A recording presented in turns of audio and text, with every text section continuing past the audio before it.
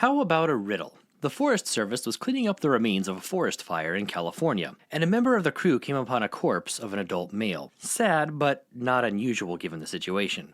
Except it was in full scuba gear. The coroner found that the man didn't die of burns, but of blunt force trauma. His jaw was in good enough shape that dental records were used to identify the body and notify his next of kin. Through his family, it was learned that he had gone missing after taking a diving trip and would have been miles away from the fire. So what happened? As it turns out, fire helicopters were lowering their buckets into the ocean, right around where the diver would have been swimming. He got scooped up by accident and dumped into the blaze. You may have heard this story before, even recently, and that's because a version of it has been around since at least 1987. The oldest reference I could find is from the book A Year in Provence by Peter Mayle. Mayle tells a simpler version of this story, which was told to him by a neighbor. His version mentions a Canadair water bomber plane, rather than a helicopter, and as you may have guessed from the name of his book, the fire took place in France, not California, and there's no mention of scuba gear, just that the victim was a swimmer. Mayle was curious about the story and asked a friend of his about it, who replied, quote, "Every time there's a fire, someone starts a rumor like that.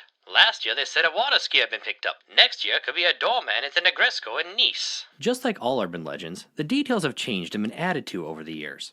Canadair water bombers collect water with scoops that have openings of only about 4 by 10 inches each. So what about the version with a helicopter bucket? There are a few kinds of buckets that are commonly used by fire helicopters. There's the Bambi bucket, a collapsible container that's lowered into the water to fill up. While some versions have enough volume to fit a person, the top is covered by pipes, which a person couldn't fit between. Then we have the monsoon bucket. These work with pumps on the bottom and suck water inside. The top of the bucket never even needs to go beneath the surface of the water. The opening on the pump is also too small for a human to fit through. There's also the fast bucket, which uses a rubber flapper valve, which, as you may have guessed, can't fit a person. So it's essentially impossible for this situation to occur. And there are no official records anywhere of a diver or swimmer being grabbed by a flying vehicle and dropped onto land. It's difficult to tell the exact origin of this tale, as it's popular in many countries. And as quoted in Mayle's book, it seems to come up every time there's a forest fire.